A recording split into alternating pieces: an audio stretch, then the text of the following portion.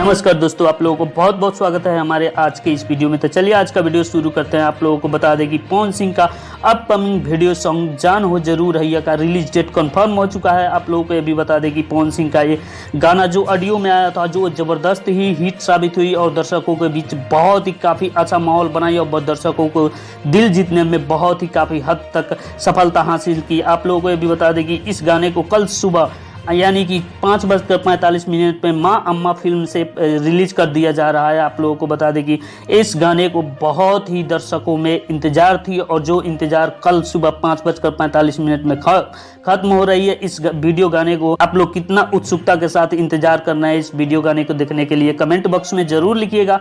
आप वीडियो को लाइक कीजिए, चैनल को सब्सक्राइब कीजिए और बेल आइकन को दबाकर ऑल नोटिफिकेशन को ऑन कर दीजिए ताकि आने वाले दिनों में हर वीडियो का नोटिफिकेशन सबसे पहले आपको मिलती रहे। जय हिंद, वंदे मातरम।